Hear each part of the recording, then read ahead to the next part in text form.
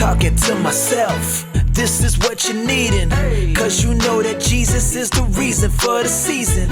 All about faith, cartoons and gaming, holiday movies, we keep it entertaining. Dave Sands the second hosting the show, so put your Christmas lights up while you watch them glow. It's all about spending time with friends and family. God is always with us, Matthew 1:23, let's go.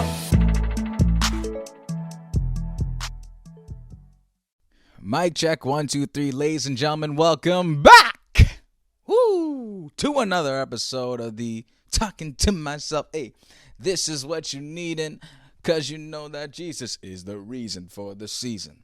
All about faith, cartoons and gaming, holiday movies. We keep it entertaining. With the host, with the very most, Dave Sands, numero dos. We are back. I hope you all are doing well whenever you are listening to this episode 21, which is 21 in Spanish, and that means one thing. If you do not recall, in one of the episodes, I received a comment on YouTube from someone saying that most podcasts don't reach episode 21, and here we are. 21 was 9 plus 10. Let me stop. But we're here, man. I'm so grateful to once again have this microphone in my hand to connect with the Talking to Myself community. And here we are. I'm happy to be here, man. I hope you all are having an amazing day, morning, evening, afternoon, whenever you're listening to this. As per usual, if you are enjoying and loving these podcast episodes, leave us a 5-star review on Apple Podcasts, Spotify, wherever you get your podcasts, because we are everywhere. And if you're not subscribed to the YouTube channel, subscribe. It's free. Maybe. But yeah, we move. And so I'm just so happy to be back here today with y'all. We have another exciting episode for you all today.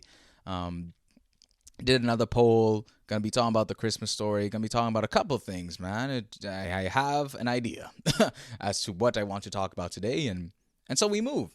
And so, yeah, I guess recap for my week. I don't know if it's the December season, but or maybe it's the weather. I just been feeling sleepy. Just been feeling a little tired. Not in like a bad way or anything. You know, it's just that season, man. I just feel a little bit slow, I guess. I just want to like relax all the time. I mean, I guess frankly, when do I not want to relax, right? Or when does anyone not want to relax, you know? But yeah, I mean, week's been cool. Week's been going fast. I mean, next week we're going to be seeing December 16th, and then the week after that, we'll be leading into Christmas, bro. I mean, December has been rolling so quickly, right? We're on the 6th as of when I'm recording this episode, and man, I always say that once you reach like the 10th, like the double digits in a month, the month is basically over. So we still have a couple days until we reach the 10th of December, but it's flying by, and then we rolling into 2024, ladies and gentlemen. But yeah, you know, week's been good. I'm feeling good, healthy. Definitely need to get a workout after this podcast, but we move. So yeah, I'm doing well. Thank you for asking. But yeah, man, I would like to first start off this episode by reading off your responses. As kind of per usual, when I need to get help for the show, I will ask my Instagram audience. And so I asked the question, because obviously it's the Christmas season, and so there's going to be a lot of Christmas questions, and, you know, I have a lot of things in the tank, Christmas related. But I asked my Instagram following, like, what is their favorite Christmas tradition? And, you know, thankfully, we got some responses back. So if you answered my question on Instagram, thank you. You have been a huge help, and you have made an addition to the show, and I really appreciate that, you know? And so, yeah, I just was curious as to what other people do, because I have my own family Christmas traditions. And that I'll probably, you know, talk about after I go through y'all own. But yeah, that's the question that was posed. What is your favorite Christmas tradition? And so we got a few responses, man. And so we're going to go through a few. Well, actually, we're going to go through all. And then we're going to talk about maybe like some of my Christmas traditions, and we'll go from there. Okay, great. So one of them that I receive is hot chocolate pajamas and onesies and gift giving. That is a plethora of Christmas traditions. So I'd like to think that you're probably drinking hot chocolate, probably watching a very Christmassy movie in pajamas and in your onesies, and then of course the gift giving, which will take place on the 25th. I mean, that's such a relaxing Christmas tradition. That's like so like movie-esque, if you will, like the matching pajamas, the hot chocolate, you know, and usually within movies or shows, you could definitely like see the steam coming from the hot chocolate, how like warm it is. I think about like the Polar Express, for example. You could definitely, that Polar Express scene where it's just like the kids are on the train and then the waiters come out to serve like hot cocoa, and then you could literally just see the steam coming from the hot cocoa. If you don't remember that scene, go watch it. Polar Express, top tier movie, Christmas film, by the way, in my top 5. We'll get to that at a different episode for sure. But yeah, that totally is giving Christmas vibes. You know, speaking of giving, I mean, of course, giving out the gifts. I mean, I like things, you know? So the gift giving is an absolutely, you know, something I could definitely relate to as well. So yeah, I really like this one. Would I substitute the hot chocolate? I'm actually not a big chocolate guy. I had I'm more of actually I'm not really a big dessert guy. Actually, I'm more of an entree guy. That's how I would describe myself. But yeah, I mean, I would actually prefer if I could take something to drink in pajamas and in onesies while watching a movie, give me a Tim Hortons French vanilla cappuccino. Yeah, give me that, bro. Back in the day, that French vanilla used to save lives. That thing hit the spot. I don't know if it was a cappuccino or like whatever it was, just whatever the French vanilla thing is at Timmy's. Give me that and I'll have a great day. My day has been enhanced for sure. But yeah, thank you for that response. I really like that one. Another one that I got was eating however much you want without worrying about judgment. I mean, frankly, I do that on a regular. Like, what? Who's going to judge me? But no, I definitely understand where this is coming from, because in the Christmas season, I mean, it's almost like you're obligated to break your calorie goals and deficits and just eat what you want, right? Like, this is this time and season, obviously, before you think of like, you know, New Year's resolutions where you're going to try and go back on that diet again. But it's like during the Christmas season, like, absolutely, this is a time where you're supposed to consume the most calories. I would definitely say, like I mentioned earlier, I'm not a dessert guy, but this is probably the time where I eat the most desserts. Give me the guava duff, give me the flour cakes, give me the cookies, give me the cakes, give me all that during this Christmas season, absolutely. And then, of course, we gotta get into the actual Christmas meal. You know, give me the rice, give me the crawfish, the ham, the turkey, the gravy, no salad. Leave the salad. We leave that on the table, you know, and we just enjoy food, which is an absolutely amazing thing, right? So yeah, I definitely can agree. Eating however much you want during the Christmas season is a great tradition.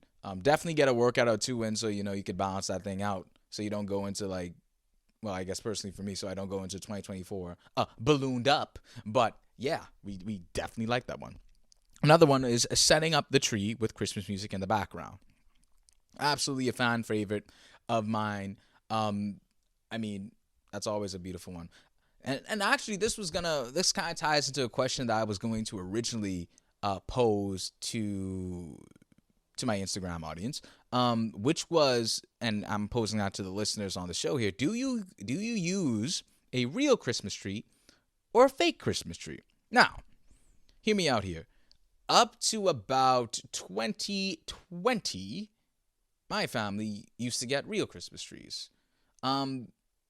Every time. And it used to be such an amazing thing. Like, you would pull up to your Christmas vendor, we purchase that bad boy, and then we set up the thing, and, you know, we keep it moving. But especially after 2020 and even during 2020 and, well, after 2020 and even during 2020, of course, the cost of everything went up, especially because the world shut down, right? And so in 2020, my family got like a fake Christmas tree. Like, for the first time I ever recorded, we never had a fake Christmas tree. Frankly, because, like I said, prices went up, and 2020 caused a lot of costs to increase. And so the cost of a Christmas tree went up because obviously in the Bahamas, we don't have Christmas trees locally around here.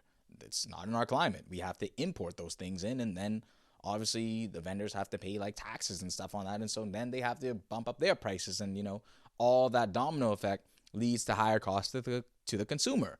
And so since then, we've been using a fake Christmas tree. Now, I have been feeling like I want a real Christmas tree, but I also don't know the Christmas tree market right now. Like, how expensive is that Christmas tree? And obviously I want a tall, like, very voluptuous and fluffy one. I don't want no skinny Christmas tree. You know what I mean? So that's going to cost money. But all that to say, do you use a real Christmas tree or a fake Christmas tree? I think majority of I don't know that stat. Right, we're currently using a fake Christmas tree here in the talking to myself household.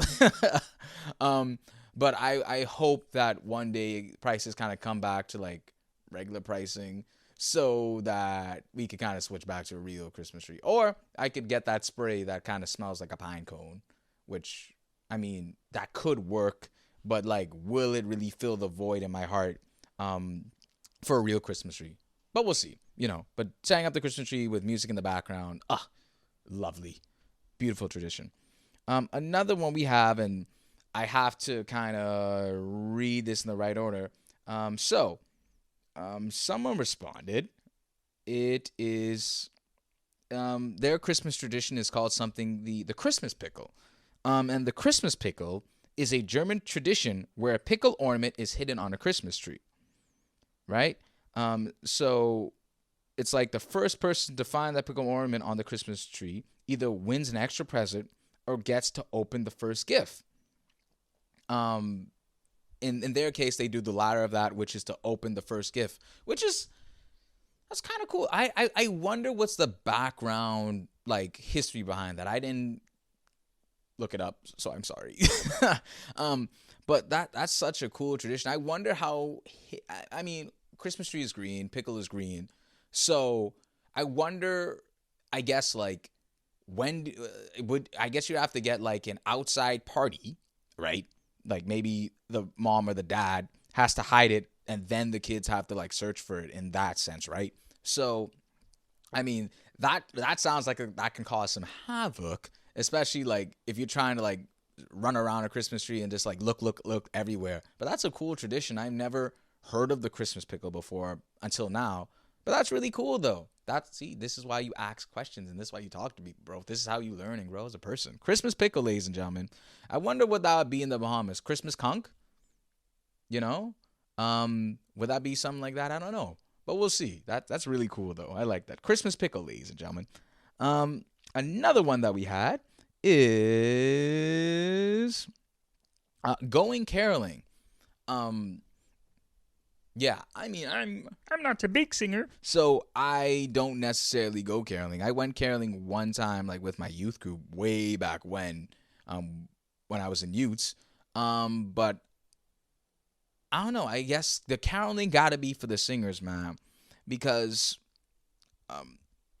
I don't want someone coming to the door and hit a F sharp when they're supposed to be hitting a C minor. You know what I mean? But Christmas caroling is a good one though. Definitely reminds me of like Mickey's Twice Upon a Christmas. There's a scene there where was it?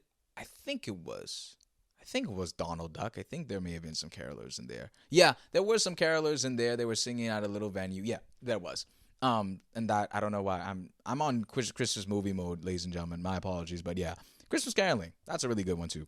And now this one, which I was supposed to do research on so I could talk about it better, but Junkanoo with the family. Junkanoo with the family is an absolutely good one. Obviously, if you're Bahamian, you know what Junkanoo is. Apologies. I was supposed to do like a deep dive into Junkanoo and give like the whole history behind it. But essentially, like every Boxing Day and New Year's, groups come out to compete against one another, in costumes and pasted costumes, and there are different themes and all that good stuff, and it's obviously been a part of our culture for a very long time, and over the years, I've developed an interest in Junkanoo. I think when I was younger, I honestly didn't really care for it that much. But in my latter years and at the age of 27, I do appreciate it, right? And so that actually ties with something I was doing last weekend. So I was actually at a pop-up last week assisting my sister who started her business venture called the Lifestyle Label. Shout out to the Lifestyle Label. If you purchased something last week, thank you for supporting her. And, it was a good experience for her and for me and the family. And so, yeah, we definitely moved there. But where they were having the pop-up was at Arawak Key. And at Arawak Key, they were also doing the drawing of the number for each group. So basically, yeah, if you're not familiar with Junkanoo and like the drawing in that case, and actually I think that was the first time I was actually present at the Junkanoo drawing. But basically, there are B groups and A groups. The A groups are like the main groups that everyone kind of knows, and you have B groups that people know as well. But the main creme de la creme is the A groups, right? And so the groups are selected, or rather, well, the numbers are selected around. They have like this, like y'all know those things like in bingo that you spin around and then like you pull a number out. That's kind of how I remember it being. And so, each group would have a representative on stage because there was a stage where the pop-up was. And, they'd spin that wheel, and of course they'd draw the name draw the number, and that'll be the number that your group goes. And ladies and gentlemen, if you did not know, my favorite group is the best group in the nation, and that is One Family, ladies and gentlemen. We are a Warriors podcast. I hope I don't lose subscribers because of that, but I am a Warriors fan. That is my team. That is the group I support. I have family there in that group, and frankly, it is the best group. And we're going to win both Boxing Day and New Year's, Mike. Come on. But yeah. And so, Junkanoo, again, just giving more information, but Junkanoo usually starts at 10 p.m. on Christmas, and that leads into the 26th, which is Boxing Day. And so I'm at the age now where I like my bed. You know what I'm saying? I get a little sleepy around 11:30, depending on if I want to stay up or not on the weekends. And so I would prefer to be home in my bed, right? At a certain time, right? And so I wanted One Family to frankly get first so I could watch them and then I could dip. You know what I'm saying? I just want to dip out, right? But apparently, and I heard this before, right? But there's a lot of pressure on the number one spot when it comes to Junkanoo. Couple of reasons why. Number one, you're the first to go out.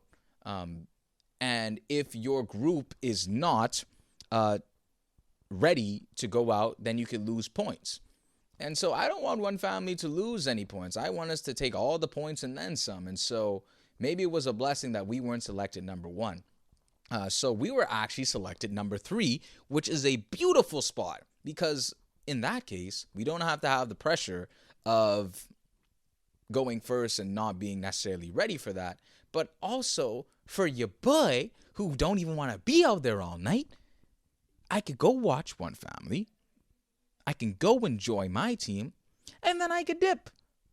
You know what I'm saying? Whereas all y'all other groups, I think Valley is after us, and then them other people are like 7 and 8. But all y'all other groups, y'all gotta sit out there in the cold and wait for your team. Whereas me, I'm gonna be in my bed, sleeping. You know what I mean? And sleeping on the W that we'll get, Lord willing. And so, yeah, I'm very happy that One Family got selected number 3. And like I said, that was the first time I was actually present at a Junkanoo drawing because they did the drawing for both Boxing Day and New Year's. And you could really feel the energy of Junkanoo after those drawings were done, because after that, everyone was obviously leaving because, they came to see and got what they needed to.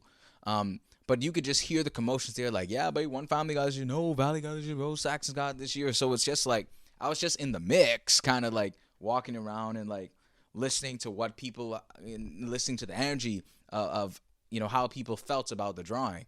So obviously Junkanoo is a big thing in the Bahamas. It's a big family tradition for a lot of families, and it's gonna be a vibe. Um, that's gonna be good. I think one thing that I always wanted at Junkanoo, and I don't know if I'll ever experience this, but I hope one day I can. I want like a booth. Like I think over Scotia Bank there is like where the seats are at Scotia Bank. There's a little like patio area, or like how like some people get access to like them tents, where there's like food and stuff. Like, bro, I kind of want one of them one day, like just my own tent, like me and my family, and friends and whatnot, like whoever I invite out. That'd be such a vibe. So I don't have to worry about tickets and stuff. But one day, timing. But I think that is all the family traditions that I've gotten from y'all. So thank you so much for responding that way. And yeah, I could relate to all those family traditions as well. I mean, the only other tradition I do outside of that, actually, there's two. Number one, I mean, I get together with my extended family. I've been doing that since I came out the womb, so I've been doing that for years. The other thing I've been doing, and I started this since 2020, is I actually open Pokemon cards every Christmas now. And I totally forgot that. I didn't even have that written down in my notes. Thankfully, I remembered. Yeah, I mean, 2020, there was the Pokemon release a Pokemon like celebration set, so it brought back the original 151, and so during Christmas, was this? I think this was 2020. Was it 2021? I think it was 2020. 2021, one of those years. I remember opening up the celebration set. I bought in like so many packs. I bought so many packs. And I remember, we usually call like my grandparents to wish them like Merry Christmas. And I remember my mommy was talking to my Grammy, and then I was opening up a pack of 151. That's the new set of celebrations, and I pulled the Charizard. I was just like, oh! That's like, because obviously Charizard is like the number one Pokemon in the Pokemon universe, and I was just like, yeah! And then I sleeved that bad boy. Oh, best Christmas memory at this age, one of them at least. But yeah, I tend to open Pokemon cards on Christmas Day, and I'm actually doing the same now. I'm open. It's gonna be fun. I'm doing the same now. It's lit. But yeah, that is the Christmas tradition section of the podcast. So thank you all so much for participating. And now kind of just getting into what I was kind of talking about last week. We're just going to be talking about the Christmas story, man. A very important story. Of course, classic. This is a very important time for those of Christian faith and those who believe in God, because this season recognizes the birth of Jesus, who then goes on to die on the cross for our sins, right? And so it's a very celebratory season if you are a believer. And, we're just going to read, actually, I believe the Christmas story appears in two places. I know Matthew and Luke. I don't know if there's another place, but we're just going to be reading the Matthew one for this episode. And I think we could go to the Luke one next week if that's how I kind of feel so led. And so, yeah, we're going to just be reading a few verses. It's actually a relatively small passage, and kind of talk about it, and then I'm going to get y'all out of here.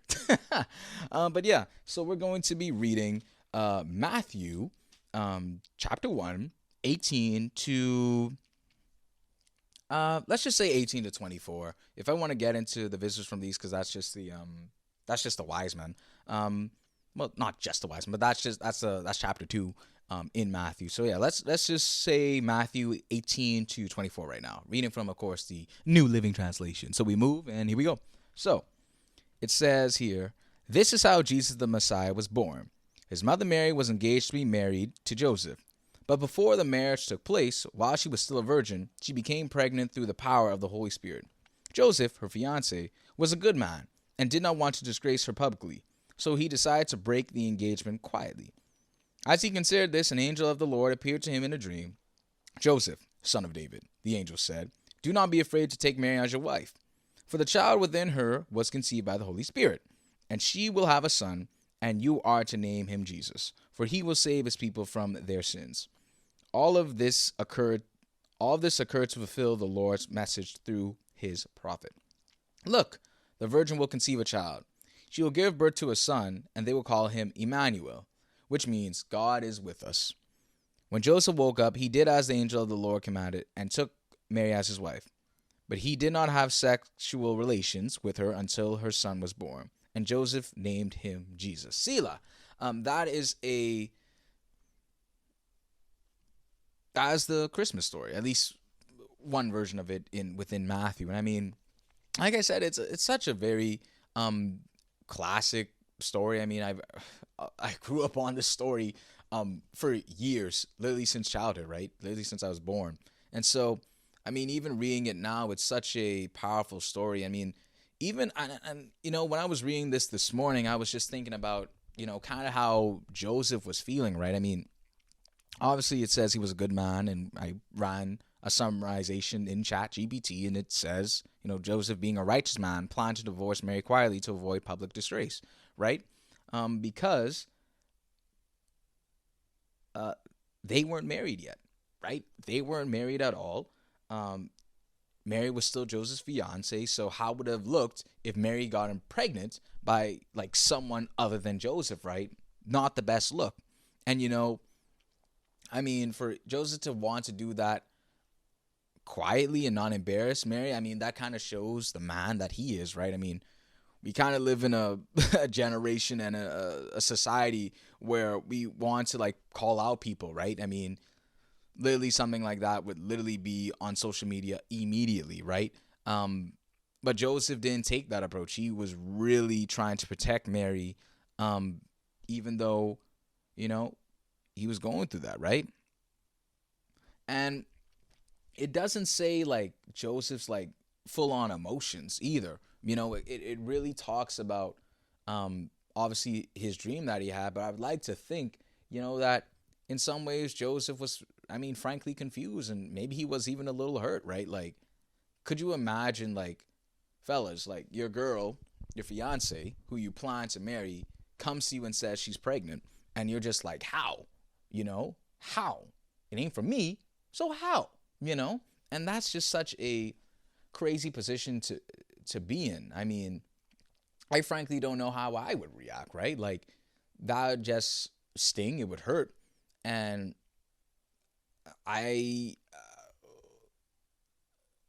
does it say that Mary even knew? No, it does. The text doesn't say how, if Mary like even tried to explain anything. So I mean, like, I think that would just be such a hard pill to swallow, and that would be such a hard thing to go through, man. But then we continue on through the verse, and it talks about the dream, and it says here that an angel of the Lord appeared to Joseph in a dream and told him, do not be afraid to take Mary as your wife. Kind of like, almost like, I'm comforting Joseph, like, hey, dude, like, bro, don't be afraid to take her as your wife, bro. Listen to me. The child within her was conceived by the Holy Spirit, and she will have a son, and you are to name him Jesus. He will save his people from their sins, and he continued on by saying, all this occurred to fulfill the Lord's message through his prophet. So look, the Virgin Mary, because she didn't have sex with Joseph, will conceive a child. She will give birth to a son, and they will call him Emmanuel, which means God with us. When Joseph woke up, he literally did as the angel commanded. He took Mary as his wife, did not have sexual relations with her until Jesus was born, and then Joseph named him Jesus as he was instructed to. So I think that's a fair play on Joseph, right? Like, to do that, to not only, first off, believe in 1,000% without a doubt what the angel was saying, but to obviously actually act on that, And I mean, such a beautiful story. I'm excited to read the Luke one as well, where it kind of talks about, I don't know if it says it there, but like, there was no room in the inn, that type of thing when we kind of get to Bethlehem. And then if you I won't read chapter 2, but I do have a summarization of chapter 2, kind of just dealing with the wise men who visited Jesus. And so I got a summarization of Matthew 2 verses 1 to 12, where it says that, the wise men from the east arrived in Jerusalem, having seen a star that signaled the birth of the King of the Jews. They inquired about the newborn king with King Herod, And this caused Herod and the people of Jerusalem to be troubled. Herod consults with religious leaders who inform him that the Messiah will be born in Bethlehem according to prophecy. Herod secretly asks the wise men to locate the child and report back to him so that he can too, so that he could, in quotation marks, worship the newborn king. So the wise men follow the star to Bethlehem, find Jesus, and offer him gifts of what? Classic gifts.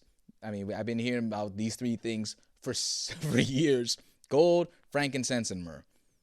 And so, yeah, they offered gifts to the newborn king, as the song says, right?